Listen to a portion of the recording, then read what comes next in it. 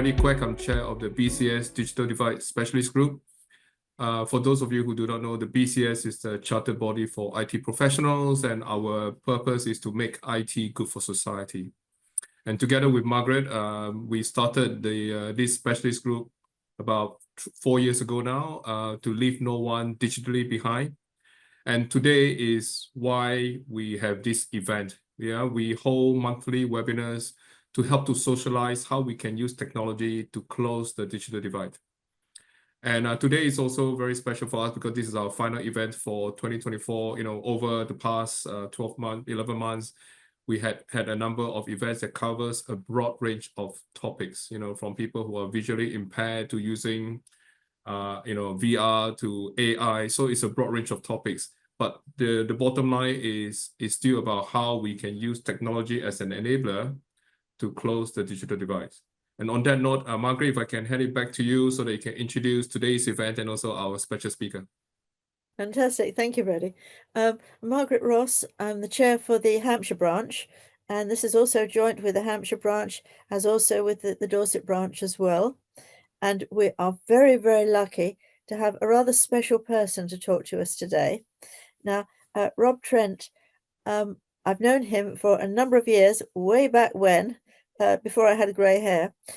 He was one of my students and has spectacular results that within the course, and had a fantastic effect on the students, because his sheer dedication and determination actually inspired all the other students.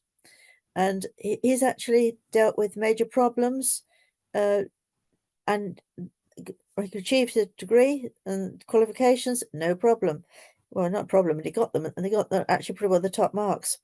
And the main problem is from Rob, and for people with similar sort of issues, is getting into the industry. Now, again, Rob has succeeded where so many others have failed. So I think his story is very, very important. So at that stage, I'd like to pass across to Rob Trent. Thank you, Rob. Thank you. Thank you, Margaret. And thank you to everyone for letting me come along and talk to you today. I'll give you, I'll tell you about me. I don't have a presentation. I just thought I'd sort of give you a bit about my background, a bit about my experience, and then talk about maybe the modern day and how I think, that sort of the experience I've had transitions to the modern day, and how I think things could be, disabled people can find really good employment in the IT world. Firstly, I just want to give a sort of brief physical biography about myself. So, as Margaret said, I was born with a disability. That disability is called arthrogryphosis. It's a long word, but what it basically means is that my arms and my legs don't really work at all. And so that means I get around with, I've got a powered wheelchair, which I get around in. This one goes outdoors and indoors, but when I started work, I only had an indoor one. And when I want to type or write, I use this stick that I've got here. So it's got a little stylus on the end. I imported these ones from America, and with tax and delivery tax, they come to about £25 each. But they are very good, but I won't be ordering many more because they're very expensive. So first thing I'm going to do is, where's it go? Minimize the screen, the Zoom screen, and I've got some notes here, which I'll sort of briefly go through as I talk. Today, the subject is closing the digital divide, and its subtext is how can you have a career in the IT industry when you have severe mobility issues? Well, really, I want to turn that question around and say, why can't you have a career in the IT industry when you have severe mobility issues? And I think the why can't you part of that is something that I've applied to really everything I've done in my life, in my career. I'm retired now, and in my post sort of IT career. And I want to say at the start again that I can't take the credit for everything I've done. I mean, yes, I've got a sort of stubbornness and an ability to try and find ways to do things, but I also got to do what I wanted to do in my life because I found the right people at the right time and in the right place who actually believed in me and supported me. And that's really important. Now, maybe that was lucky, or maybe, you know, I had the social ability to work with people, tell them what I needed, and to get them to help me, and so that I could achieve what I wanted to. First, I'll give you a bit of a brief background about my history before I talk about work. I went to a special school, and it was a boarding school just for physically and learning difficulty students. While I was there, I didn't learn very much at an intellectual level. It was very basic. I left school with something like 6 CSEs, I think it was, and that's a pretty low exam for anyone who doesn't know what a CSE was. And then I left, and I knew in my heart I didn't want to go into a home. I didn't want to go into a care home. I didn't want to really move back home with my parents. I was getting to an age where I was sort of learning about being independent and finding my independence. And so I went to a number of colleges, and I did a couple of subjects that weren't really useful to anyone. I did A-levels. Well, I think now they weren't useful to anyone. They weren't useful to me. I did A-levels in sociology and government and politics, which is completely different from where my career took me in the end. And it was at one of the colleges in Weymouth, the South Dorset Technical College, that I think I found really my vocation. And it was a bit of chance, really. Although I was doing those subjects that I mentioned, I also did an elective on a Wednesday afternoon. I did computer studies, and I did a bit of learning about computers and programming.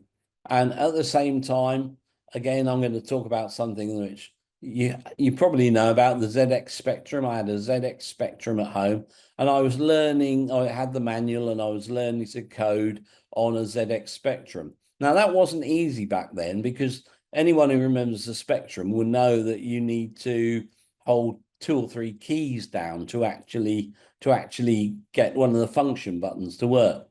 And I couldn't do that. I can't hold 2 or 3 chopsticks in my mouth to press the keys. But what I did was, back then, I got my uncle to devise a little contraption that I could use to hold some of the keys down and push them down, so I would press one of the keys with my stick. And again, as I say, at college, one of my lecturers, when I was doing the electives, he wrote in my end of year report that he thought I could have a pretty good experience and career in IT. And he thought, you know, I was good at computing, and that sort of kind of changed the direction where I wanted to go. It was no surprise to me or anyone else, really, that I failed my A-levels. I was too much interested in sort of having a good time and not really learning, not really doing what I should be doing. But then I got to that stage, I read that comment, and I thought, well, you know, if it's really going to happen now, I want to, you know, I want a job. I want to be able to do the things that everybody else does. I want a career. I don't want to sit at home with no money and nothing to do. I want a job. And then I saw an advert in the Dorset Evening Echo. Again, it was another one of those chance things. I saw an advert in the Dorset Evening Echo advertising for a higher national diploma in what was then the Southampton Institute of Higher Education. So I applied, and I came up to Southampton for an interview. I think Margaret will vouch for the fact that when I came up, you know, my disability presented certain challenges. But to be fair to the Institute, they said, look, we're not ready for you now, but go away. Well, not go away, but, you know, hold on for a year and we'll get things ready for you. We'll make the place accessible. We'll do the things that we have to do. You tell us what we need and we'll do the things you have to do. And that for me was a real eye-opener. You know, there was a group of people that were had a vested interest in my career, and they really wanted to help. And so I did wait a year, and eventually I did get to the Southampton Institute.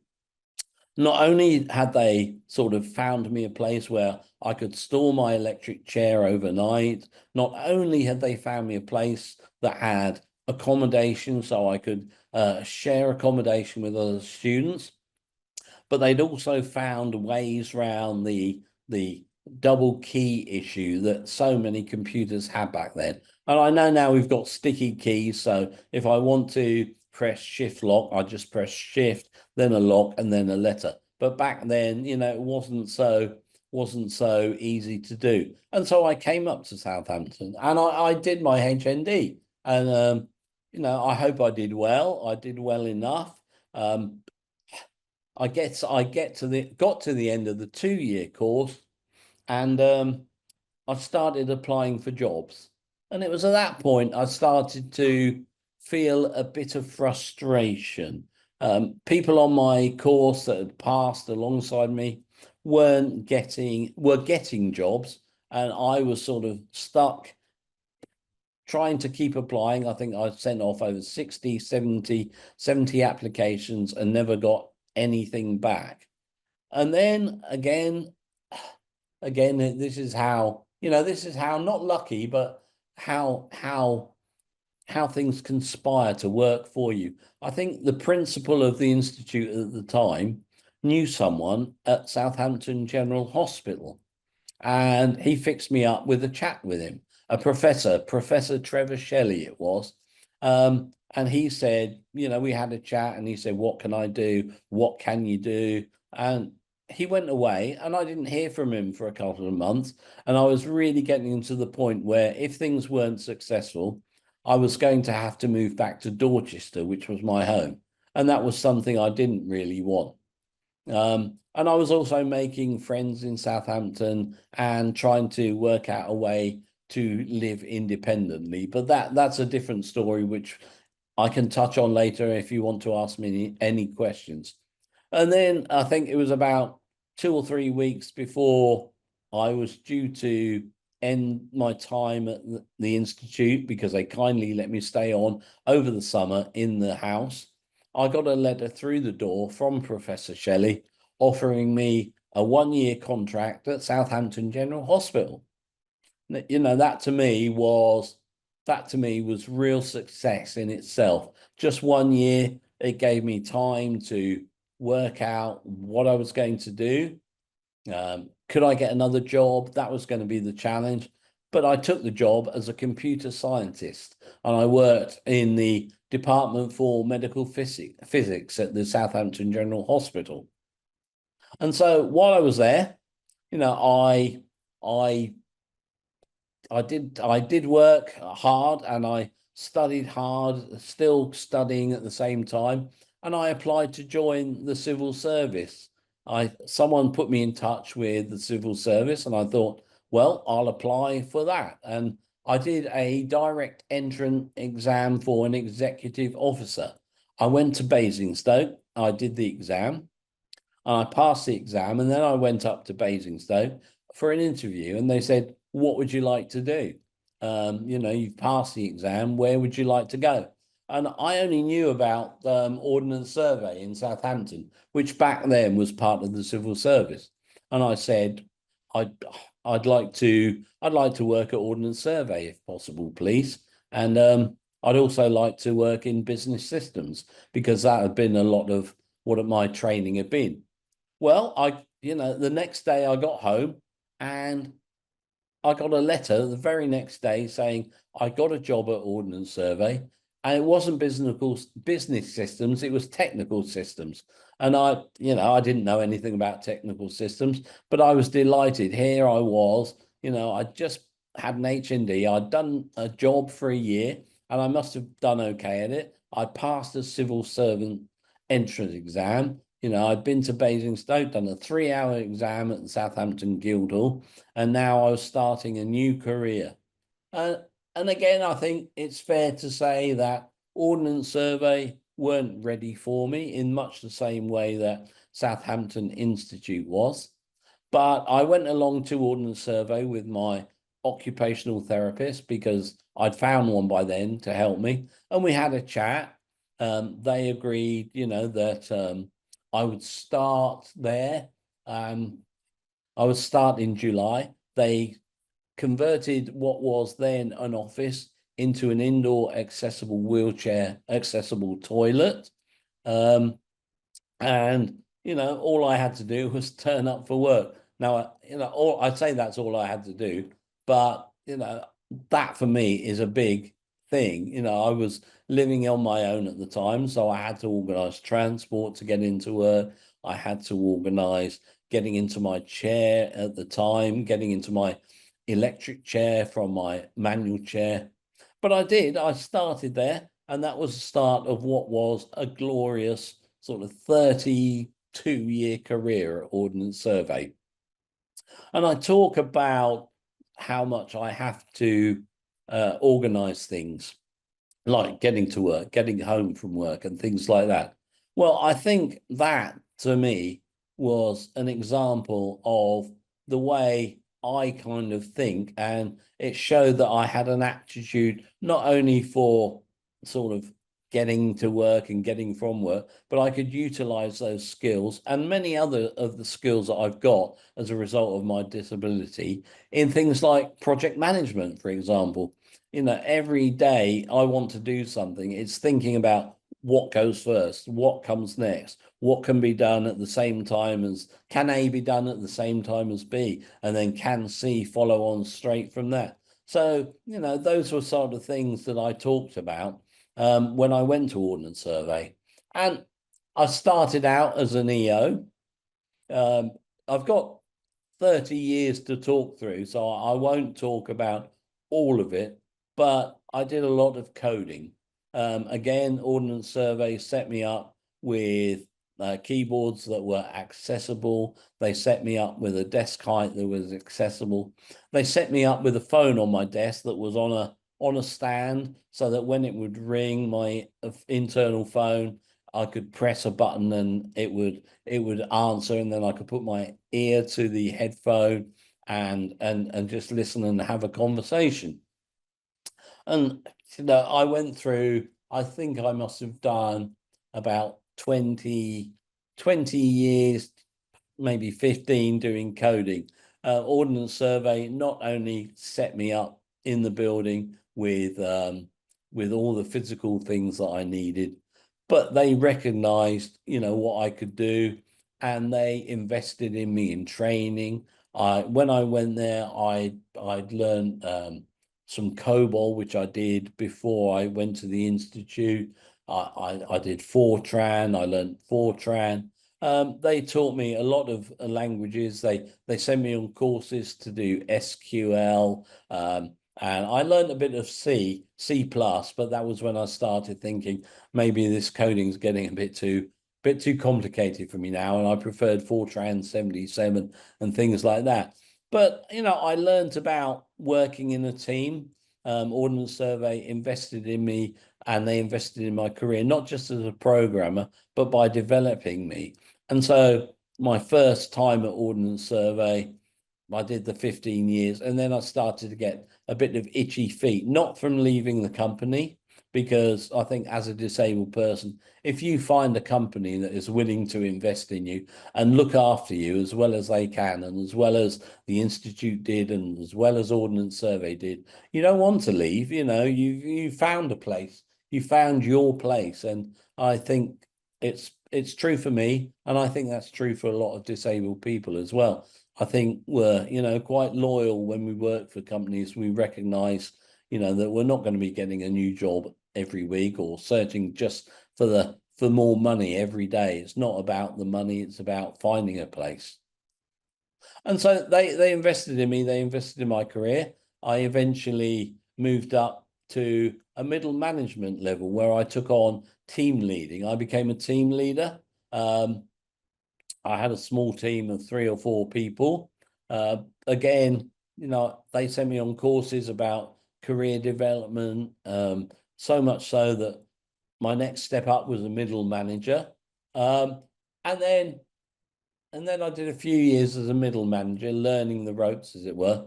And then a surprise opportunity came up, and I was asked if I would like to be interviewed for a senior manager's post. I did that, and I got the job.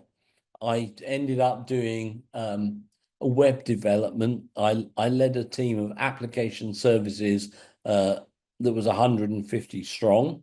I think I'll be brutally honest to myself and say that I found that a bit of a step too far, and it really wasn't for me. And I think, you know, Ordnance Survey recognised that it wasn't for me.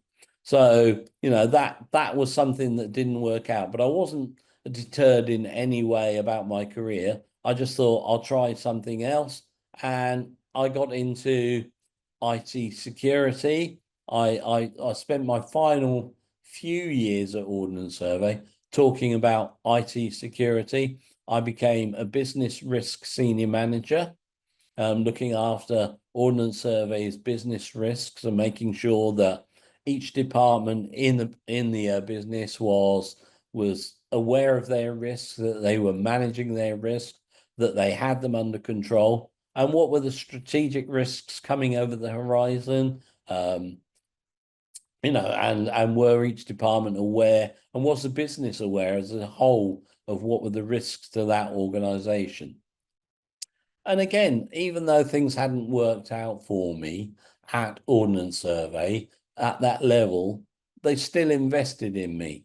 They sent me on courses. I did a 6-month secondment down at ONS down in Titchville, which was it was a nearer drive to my house, which was good because by now I'd also got a vehicle, a Volkswagen Transporter, which I could drive, and I drive with a joystick. So it's joystick controlled, and, you know, I go everywhere with my family in my van, and I don't let anyone else drive it if I can. It's something that has meant the world to me, as well as having a career.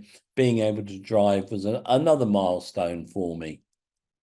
And then, so, you know, I carried on with career development, and I skipped quite fast through my career, but we're getting now towards the sort of last 3 or 4 years of my time at Ordnance Survey.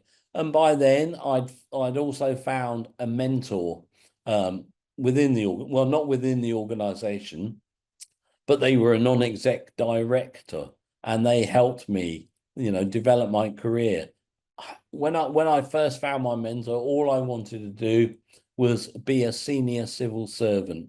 I'd also passed an exam and went on a bursary with the senior civil service, and that helped me sort of decide what I want to do. But as the mentor and myself worked together, you know, we found other ways of me sort of finding a fulfilling something or other to do when I left work. And in the end, it turned out that what was right for me wasn't really being a senior civil servant. What actually it was finding something within the IT industry that I could do or just before I left work, but carry on when I left work. And so what I did, again, the Director General of Ordnance Survey, one day she bought me an advert which she'd found in the Sunday Times, and it was Trelaw's Special School and College in Alton were advertising in the Sunday Times for someone, a school governor with experience in IT. So I applied for the job, and I must admit that thanks to my mentor, you know, I was getting pretty good at honing my CV and finding the right things to say when I was doing a CV. I went there, had an interview. I told them about my experience at Ordnance Survey, my technical background, but I was also able to say that I really understood as a person with a disability that my lived experience was vital, you know, in knowing how students felt about IT, how we dealt with IT, how IT could be to be harnessed in a way that would really benefit, benefit the students. So what I could bring was IT skills and a knowledge of how to manage IT systems and some lived experience as a disabled person. And I think, I was lucky. Well, not lucky. I got the job. They emailed me back, because email was a thing rather than letters by now. And they emailed me back and say, would I like the job? And I took the job as a governor. And I'm delighted to say that I did 12 years as a school governor for Trelaws. I hope I added value in that time. They asked me to stay on each time. So I think I must have added some value somewhere. But I think, my 12 years was up, but in that meantime, I'd also became a trustee for Disability Rights UK in London. Again, I took my IT experience into that, although that was much more around my disability. I'm now chair of a diversity and disability training group called Toucan Diversity. I'll give them a plug, which based in Portsmouth. They're based in Portsmouth. I've been chair for about 5 years for them now, and I'm really enjoying that. Some of the trustee stuff and the governor's stuff I've taken a step back from, because I'm in my mid 60s now. When I left the Ordnance Survey, another thing which I put my heart and soul into was painting. I'm a mouth painter. I paint for the mouth and foot painting artists. I'm a full member. I progressed to the highest of 3 levels as a full member. I produce cards. I produce images and that are used for cards and calendars, and I've had a couple in the Christmas pack this year. So I don't sit still. That's another thing that probably annoys people about me. I left work, but I knew when I left work I didn't want to stop, because otherwise, I'd find things so boring that I'd go mad in the end. So I've talked for half an hour about what I've done, and there's probably loads that people feel free to ask me anything when I come to the end of this. But I think one of the things I wanted to talk about was today. I think what's the difference today, and hopefully my experiences, which I achieved 30 years ago, will show that employers, if you take a risk, there are real benefits employing disabled people in the IT industry. I think what I've talked about something that is known to disabled people as the differences between the social model and the disabled model. The disabled model. No, I'll get it right in a minute.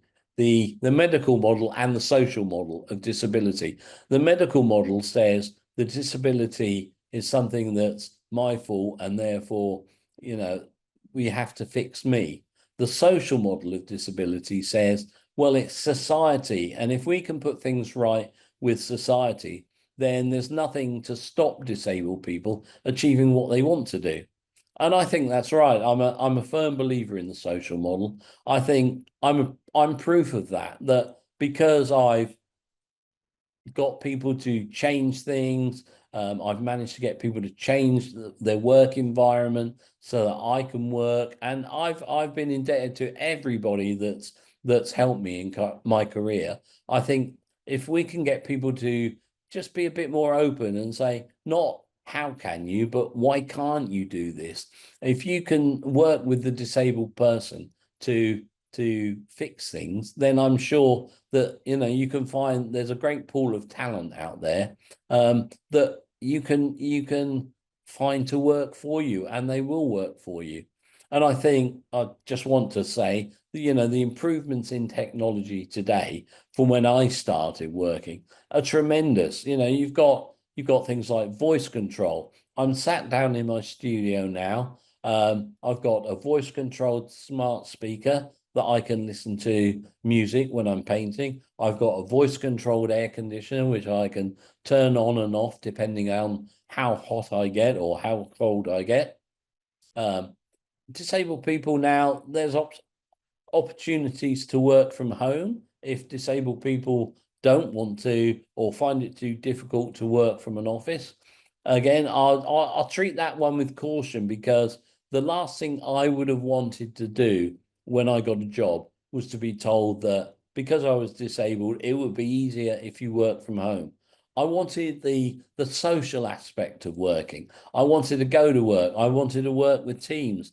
I wanted to have days out with the team. You know, I wanted to do all those things. I wanted to have lunch with the team, all those sort of things that you want to do and why you go to work. So work from home isn't a panacea for everybody or every disabled person, you know, and I think that depends on the person.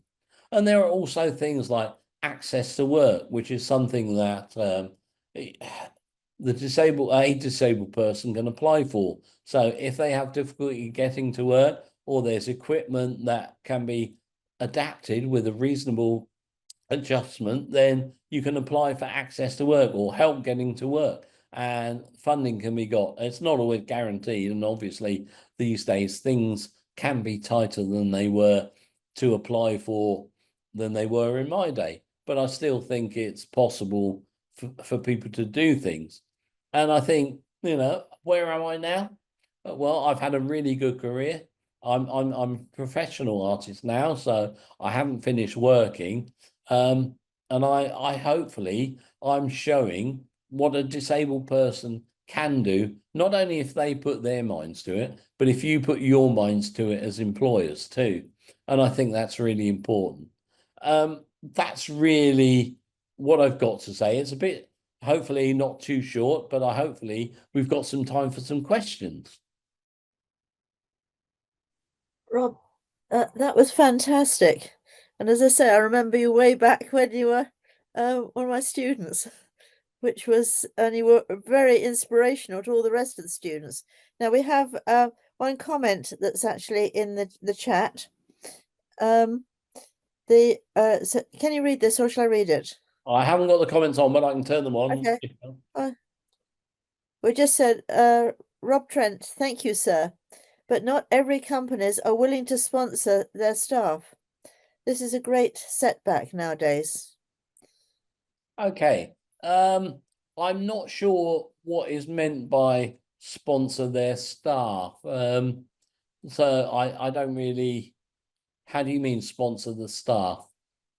I don't know, Daniel, if you're on, or otherwise I assuming it was more put themselves out, like you said, about making the changes to the toilets, getting the equipment in, sending on courses. Okay, I will say that, you know, I touched upon this near the end, that there are ways that funding can be achieved from government to help organise and arrange or fix things that need fixing. You can apply to different funds for support, but also I think, you know, sometimes it's a case of a company investing and you get the return. The Ordnance Survey invested in me at the start. They built an accessible toilet. They put strips on every lift so that I could reach every lift button. And for that cost, which wasn't a great deal, they got 32 years out of me. And I hope something is, you know, I think that's proof that there's a cost benefit to improving things for your organization, because not only does it show that you're a considerate employer, but it shows to your customers as well that you care about disabled people. And I think that's really important. I think as long as, you know, I'm not talking major improvements or costly. I appreciate that there will be a cutoff point, but I think you don't know until you try. And if you haven't spoken to a disabled person who wants a job, then you don't really know what they need until they come and tell you. One thing I was wondering, is there any research that you're aware of that's been done proving the benefit of actually employing somebody with disability? I'm thinking the truth, the reliability, I mean, every time with a lot of able-bodied ones, they're job hopping. and it costs a lot of money every time you're going through the exercise of getting new people in, and getting them up to speed. And I was just wondering whether there is any research that's been done to provide evidence to employers that, look, this makes good financial sense. I think there is research, and I have seen it. I don't have it to hand at the moment, but I think it does. I think there is research that shows that disabled people are more loyal to a company and an organization, because we know, it took me a hard enough task to get the one job that I wanted. And so there's a loyalty there. And unless I'm badly treated by an organization, there's no way I'm going to try and put myself and apply for 150 other jobs when I've got a really good job where I am. That doesn't mean to say that I won't apply for jobs. I won't lie and say that as I was, getting towards the senior manager side of my job, I was applying to other organizations here and there. But I found it a useful thing to do anyway. It gave me a good experience about applying for jobs. I wasn't successful, but disabled people, they are loyal, but we still want to look for the best job. So if you do employ us, make sure you look after us and treat us well. I think that's interesting. When you said you weren't successful, did you feel that it was actually because of your background, technical side, or do you think that your disability had an effect? No, I think, I think it was technical skills. I think there were better people there for the job than myself.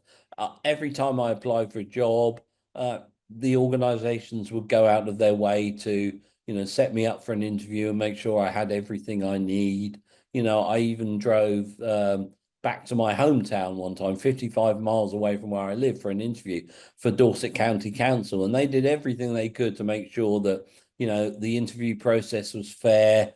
I did everything that every other interviewee did. And I really don't feel that they took my disability into consideration. They asked me questions. And of course, I think it may be more subtle now, but I think, companies have to be careful about asking questions about disability. What can you and can't you do? So there is a sort of finer tightrope to walk. But I feel fairly treated when I didn't get the jobs. That's what I'll say. That's interesting. Thank you. One thing I just do remember, that when you were a student, you were very active going to the Southampton Football Club. You're nearly right. I'm a Bournemouth fan. I'm sorry. Oh, sorry, my apologies. Yeah, I've been a Bournemouth fan since 1971. I follow them home and away. I went to Ipswich on Saturday. I went to Wolverhampton the week before. It's one of the things that I love doing. I travel a lot to watch football. My wife and I, we go on holiday abroad quite a lot. We've now got a two and a bit something year-old grandson, and I'm taking him out. I'm not taking him out in my van yet because he's a bit young and he might be a bit terrified. But again, technology is wonderful, and I'll give a plug for the other things I do. Apart from mouth painting, I run a brand called Access Advisor, which has a social aspect. It's about accessibility. In a minute, when I shut up talking, I'll put the link on the link tree for Access Advisor so people can visit it. I've got Instagram, YouTube. Although I'm 65, I'm trying to be up to date with all the social media. Although my daughter really helps me with some of the postings. She'll say, "Dad, that's stupid. Why have you done that? You're ruining the grid." And I've no idea what she's talking about. But I think it's something to do with Instagram. But she helps me do some of the younger stuff on Instagram and TikTok. So I still embrace technology. I'm not frightened to embrace it. I don't always know what I'm doing, but that's part and parcel of learning, isn't it? You said about Access Advisor. What actually is that? That's my accessibility brand that I've got. It's got a YouTube channel, Instagram, Facebook, a website where the website is where people can go and rate and review places in terms of physical accessibility and cultural accessibility. I'll put all the links on now. I'll type it in because, you know, I don't want to miss an opportunity for people to subscribe and follow me. Don't worry about that one, because I'll actually make sure that I'll send it round onto the, you know, the sort of the Hampshire branch. Because I'll do a sort of comment on yours. There you go. Also, It's up there on the chat. oh, brilliant. Okay, that's fantastic. Thank you. So I think, you know, definitely something that worth having a look at. Now, you mentioned about, sorry, is there any other questions? Because I'm asking all the questions. Comments from anybody? Yeah.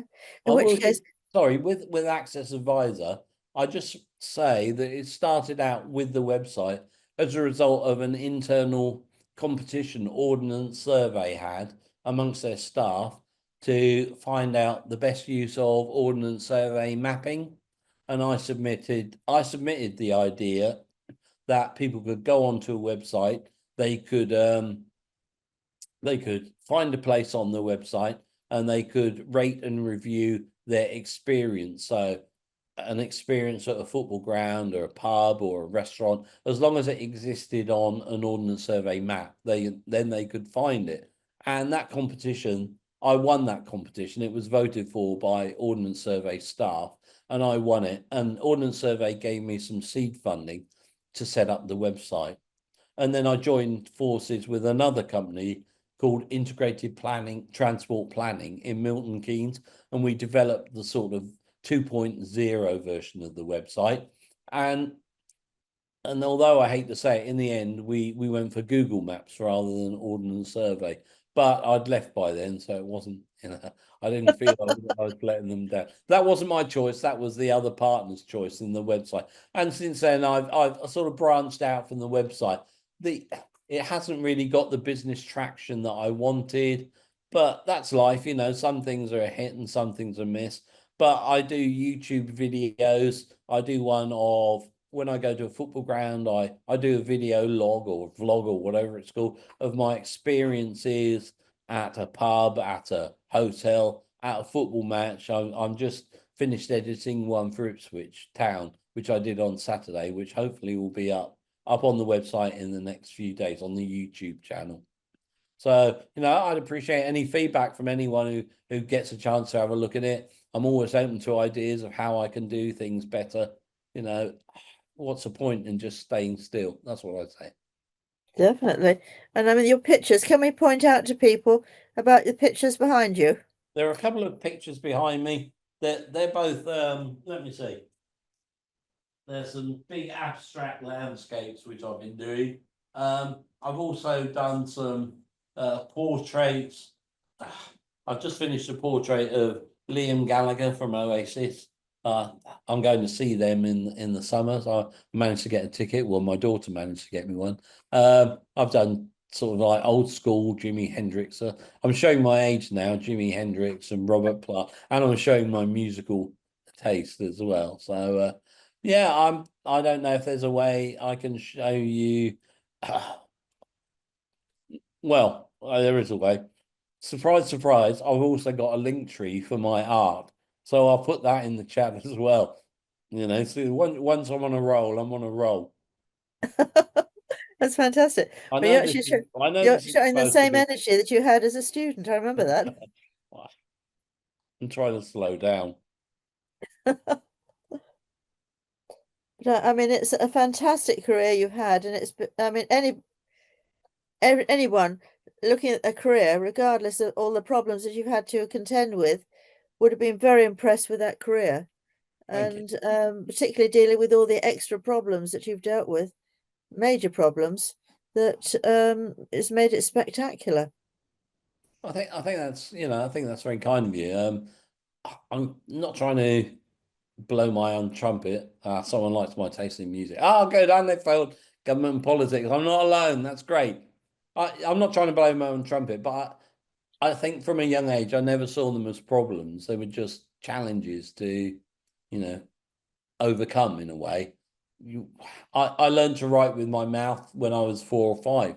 So I don't, you know, I've known no other way, really. To me, it was no more difficult than anybody else who could learning to write with their hands. And again, I said, like, it helped me with lived experience, helped me as a project manager. I did a brief spell as project management, because my life, is one big project to be managed, I guess, just doing everyday things. You have to have a sort of have to have a thought process that will get you through the day. Well, I mean, this has been a fantastic presentation. Thank you so much, and My pleasure. very much inspirational. I'm happy, what- if anyone else wants me to come along and talk to their organization, I'm happy to do so as well. Please don't think, I'll just go away and hide in my studio after this. I'm always touting for business, whether it's art or accessibility, anything you like. I think actually I'd like to take you up on that one, and certainly I'm sort of very interested in the getting a bit more information about the Portsmouth organization that you're chair of. Okay, I'll send you details of Toucan Diversity. I think that they offer a really good wide range of disability and diversity training. Well, I know I would say that, but they do, and they're local. So if there's any way we can sort of arrange something, I'd be happy to do that. Because I was thinking that I'm trying to organise a speaker for the digital divide in the summer. So I was looking Okay. for a topic. So Okay.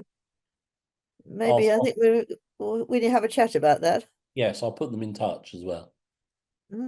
That's fantastic.